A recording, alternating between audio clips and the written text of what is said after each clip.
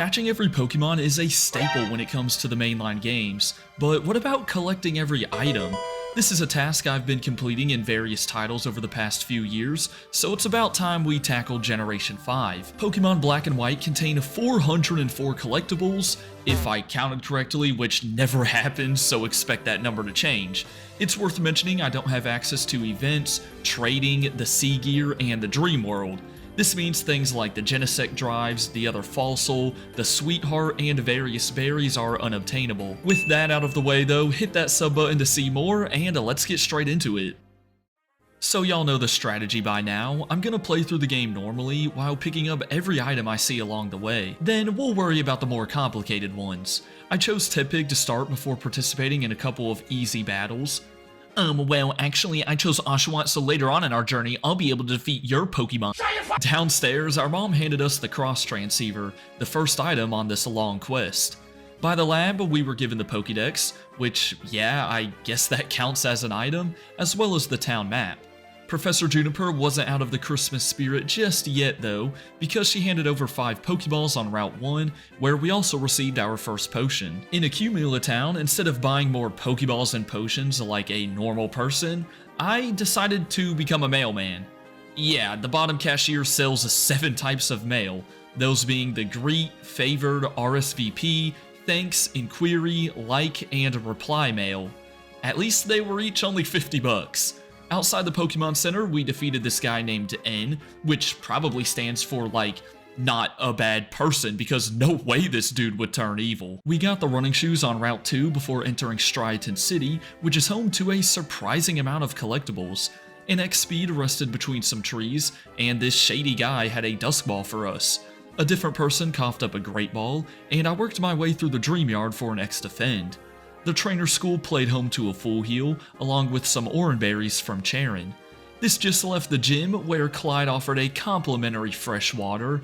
Man, this dude's the GOAT. We then handled Gym Leader Cress for TM83 workup, before Fennel rewarded us with HMO1 Cut. Even with the gym beaten, there were still a ton of things to grab in the area.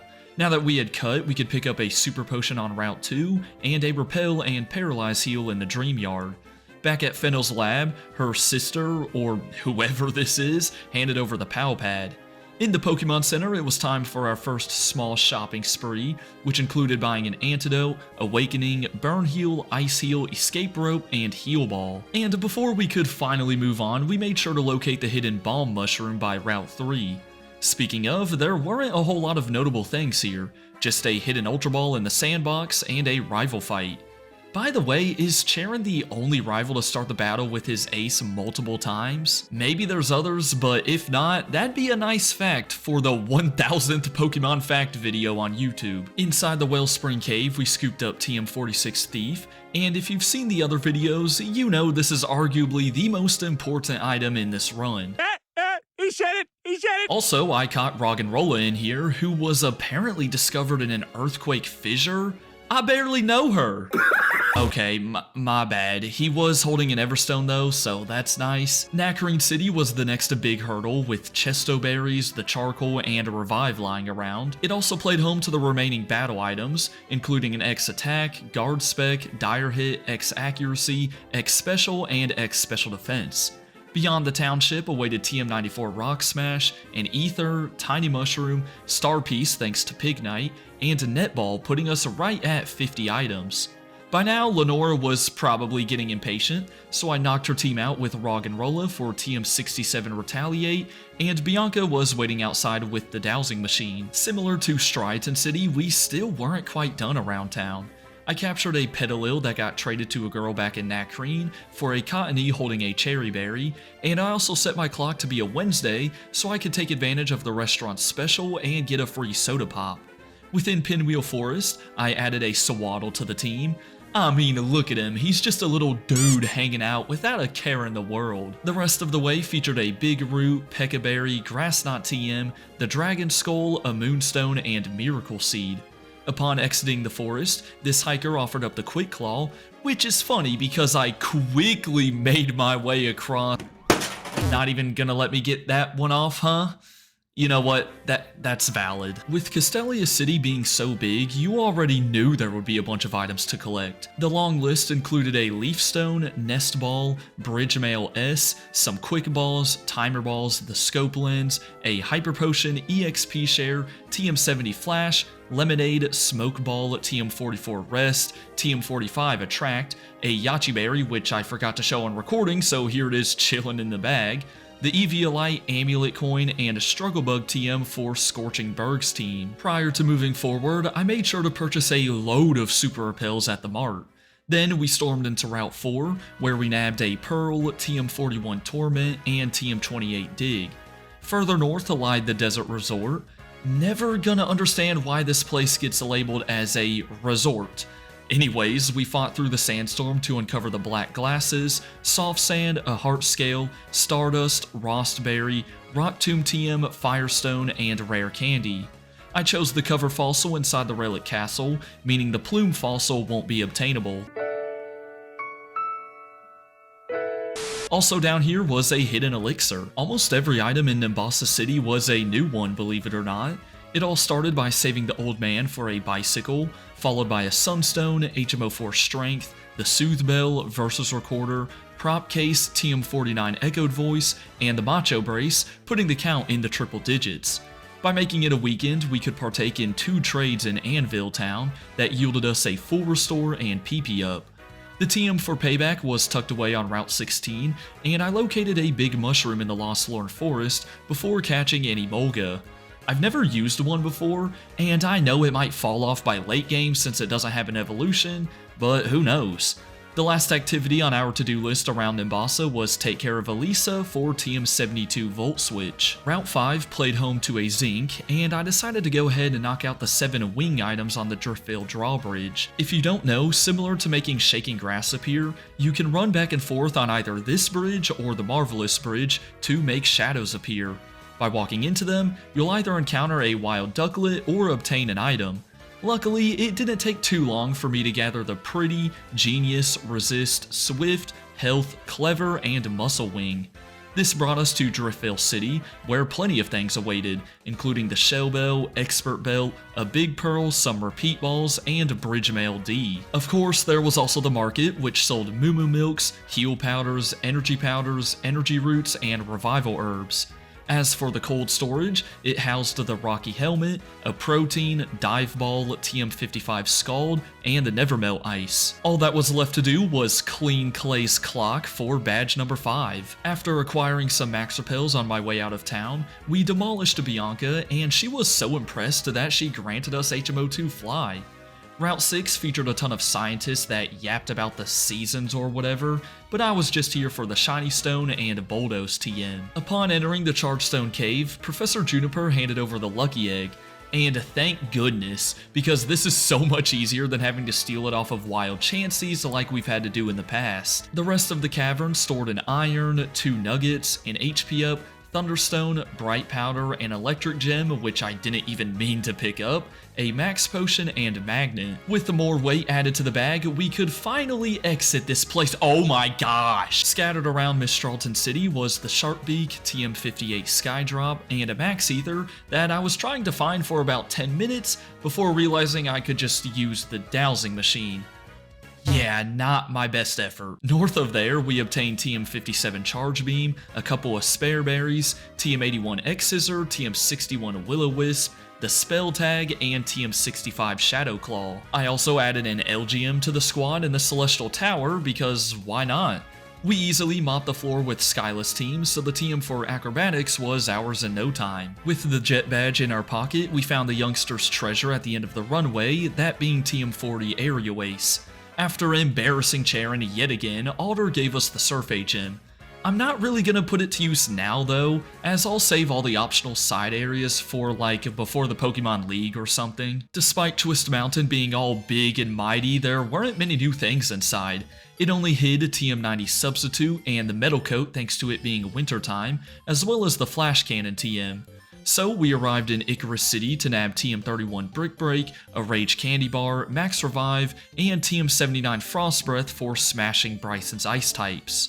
Phrasing? I caught a random Palpito just so I could use Surf, but it ended up having a Persimberry attached to it, so that's a welcome surprise. After Cedric Juniper presented us an old Gateau, I used that same Palpito to reach the Embargo TM. As for the Dragon Spiral Tower, it fittingly held the Dragon Fang as well as a Max Elixir. So it was time to do a bit of backtracking, in which we found TM30 Shadow Ball in the Relic Castle and the Darkstone in Nacrene City.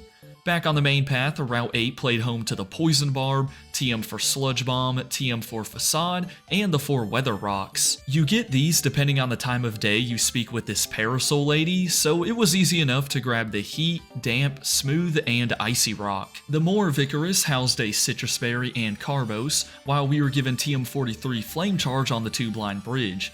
On the other side, we got nailed by TM56 Fling before entering the shopping mall. Here I purchased a Poketoy and Calcium, but those other two expensive TMs are gonna have to wait. Spare change. Spare change, man. Fortunately, Opelucid City was just ahead, where we got the Destiny Knot, Floatstone, and Ring Target. And funnily enough, I realized we can't get the Cell Battery, since you have to show the guy a Pokemon with the move Charge from the other version. Since I can't trade, I guess the total is dropping down by 1. Told y'all it wasn't gonna stay the same.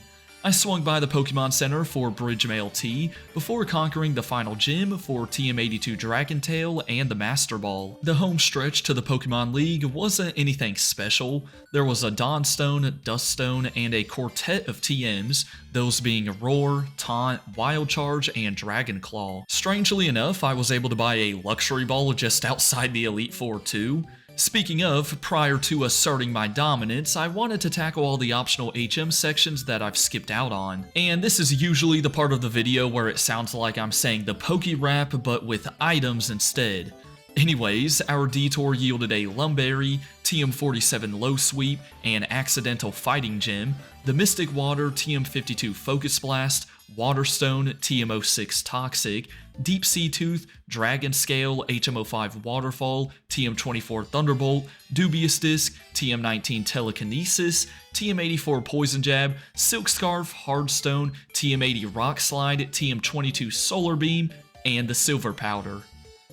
Oh my gosh, it's like I'm losing my voice. Nah, I'll be good. To no one's surprise, the Elite Four, N, and Getsis were a piece of cake. I mean, let's be honest, in a video like this, the battles sort of take a backseat to the main goal at hand.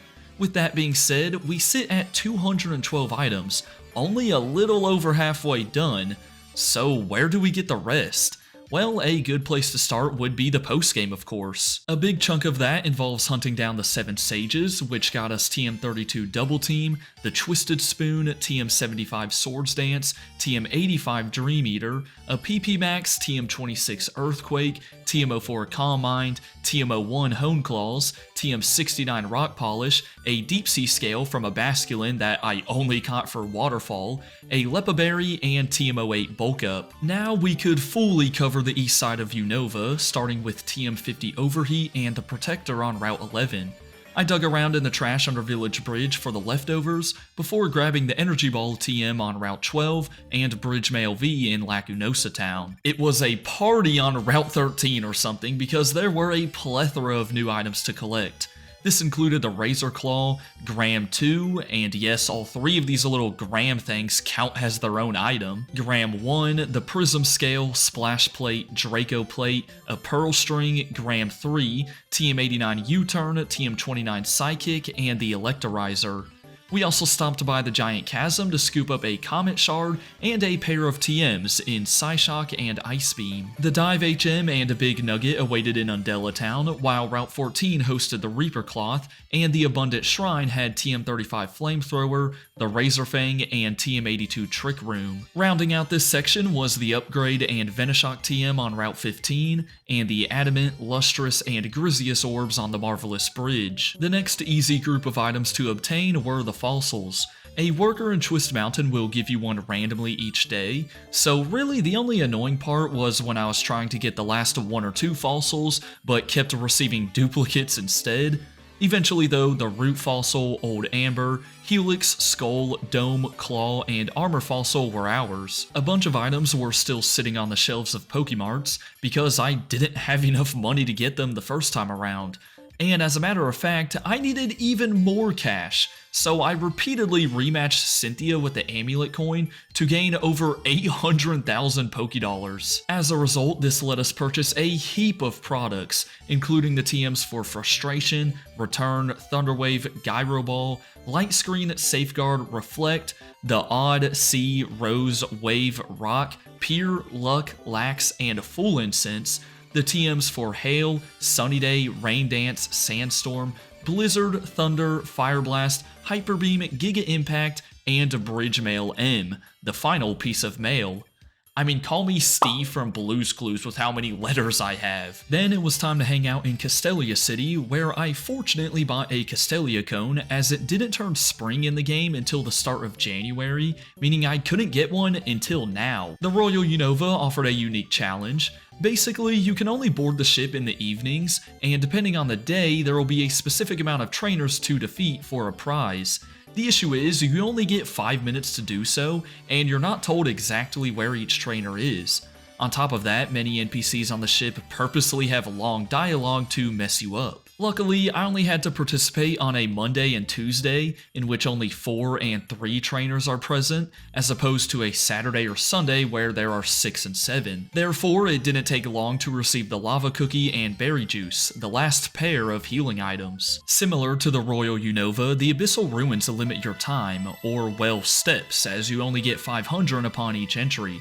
There's 4 different floors, with most of the new items coming on the first one. You gotta do weird stuff like use flash and strength on certain pillars to progress to the higher floors, and this whole section was a little tedious. Nonetheless, the Zap Plate, Relic Copper, Dread and Iron Plates, Relic Statue, Mind, Flame, Insect and Stone Plates, Relic Gold, Meadow and Fist Plates, Relic Vase, Earth, Toxic, Icicle and Spooky Plates, Relic Silver, Sky Plate, Relic Band, and Relic Crown were all ours for the keeping. And even the longer grind came with the Dust Cloud items. Just like what we did on the Driftvale Drawbridge, if you run back and forth inside a cave in these games, then you can make a dust cloud appear. Sometimes you'll encounter a Drillbur, but other times you'll get an item. So I settled down in Twist Mountain and blew through almost all my max repels to dig up a normal, ground, water, fire, rock, flying, poison, steel, dark, ghost, ice, bug, and grass gem, an oval stone, dragon gem, and a psychic gem, which I swear took longer to find than the rest of the gems combined. Alright, kinda random, but I forgot Looker gives you the Super Rod at the beginning of the post-game, so here's proof that I have it. Speaking of key items, I must have missed one when counting them on my list, because there's actually 15 instead of 14 like I wrote down. So, the count is back to 404, I guess. Funnily enough, the last Pokeball I needed was just a Premier Ball, which you get from buying 10 Pokeballs at once, so that was simple. Now let's discuss the White Forest dilemma. Long story short, various NPCs will be present each day, but in order to see all of them, you need to reach the White Forest in no more than 4 days after creating the save file. And, well, I did not know that. And especially since I started this journey around the holidays, there was no way I was reaching the White Forest within 4 days. Therefore, by the time I arrived, only a few NPCs were left. Each NPC also has a specific item that they'll occasionally drop, but only the person with the green shard was there for me. So technically, the blue, red, and yellow shards are unobtainable, meaning the count falls to 401. The NPCs present also affect which wild mons you'll see, and the mayor of the White Forest will ask to see a random one every day. And he eventually wanted to see a Magnemite, which correlated to one of the NPCs that were still around, so I did manage to get a Bluckberry, which I didn't have on my list until now, so the count increases to 402. Numbers are hard, bro, I'm telling ya. Back to the basics, on Route 13, a treasure hunter will give you 1 random item per day. Many of them I still didn't have, so I patiently waited to get the Stick, Yellow Flute, Thick Club, Red Flute, Magmarizer, Shoal Salt, Shoal Shell, Metal Powder, Black Flute, White Flute, Lucky Punch, King's Rock, and Blue Flute. On my way back to Undella Town, I might as well mention that the Fluffy Tail and Pokédoll are exclusive to Pokemon Black, so I won't be able to pick them up. Some other easy to miss items included the TMs for False Swipe, Protect, and Hidden Power, which Juniper hands to you upon seeing a certain amount of Unova Pokemon. I also completely skipped over the Challenger's Cave, where TM71 Stone Edge and the Black Belt were chilling at the bottom. Two more random things I needed to collect were the Cleanse Tag and Iron Ball. The former is given to you by the Pokemon Fan Club chairman in Icarus City if you show him a Pokemon that has grown between 50 and 98 levels since you met it. By now, of course, many of my mons had done so, meaning the Cleanse Tag found its way into our bag. As for the Iron Ball, I could buy it in the Battle Subway, but instead I chose the pickup route. In Generation 5, if a mon has the pickup ability and is between level 41 and 60, there's a 1% chance that it'll be holding an Iron Ball after a battle, on top of the 10% chance that it even picks up an item in the first place. Sounds crazy, I know, but with a full team of level 41 Lillipups, I actually got the Iron Ball in like 20 minutes. With that, there's only two major sections left, the first one being the Thief items. You know them and love them because this group has showed up in most of these videos, and they're always a pain. Plenty of Pokemon around the region have a small chance, usually 5%, of holding a certain item. Not to mention, those mons are not the most common encounters a lot of the time. Nevertheless, I taught my Behem Thief, and after a few hours, stole the Black Sludge off Trubbish, Grip Claw off Sneasel, Lagging Tail off Slowpoke, Light Clay off Golett, Mental Herb off Swaddle, Metronome from Kricketune, Quick Powder from Ditto, Shed Shell from Scraggy, Sticky Barb from Ferroseed, Honey from Combee, and a Rare Bone from Dwebble.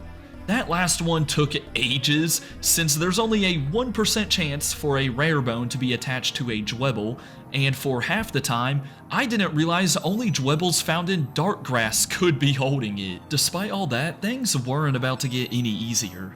The final section involves the Battle Subway items. These can only be bought with the battle points that you earn, and prices range from 16 to 48 BP. There's 8 different subways, 7 of which feature a unique battle mode, while the 8th one just takes you to Anvil Town.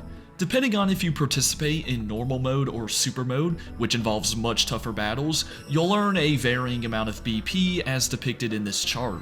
When it came to gathering the over 1,300 battle points I needed, I mainly stuck with the normal single train because I'm not cut out for a bunch of sweaty VGC fights. Sure, am I missing out on 2 more BP every 21 battles? Yeah, but I can get through those 21 much faster in normal mode, so I feel like it evens out.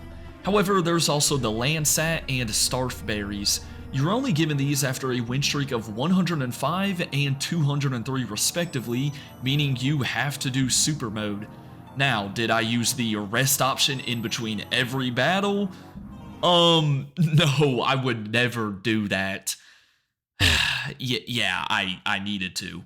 Also, shout out winter break, because no chance I'd be able to get this done in time during the college semester. Anyways, after spending days on the train and probably making Ingo never want to see my face again, we racked up enough BP to buy the last group of TMs, those being Smackdown, Round, Swagger, Pluck, Sludge Wave, Ally Switch, Incinerate, Quash, Explosion, and Psych Up. The cashier on the right sold the Power Bracer, Belt, Lens, Band, Anklet, Weight, Toxic Orb, Flame Orb, White Herb, Power Herb, Absorb Bulb, Cell Battery, which I didn't know I can actually get, Red Card, Ejecta Button, Wise Glasses, Choice Specs, Zoom Lens, Wide Lens, Muscle Band, Focus Band, Choice Scarf, Focus Sash, Life Orb, Air Balloon, and Binding Band.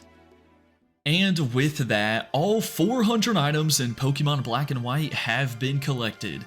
This one was a doozy, and it may have been the most difficult. I don't know, Pokemon Diamond and Pearl had some tough sections as well. Nonetheless, I hope y'all enjoyed, have a great rest of your day, and until next time, Deuces.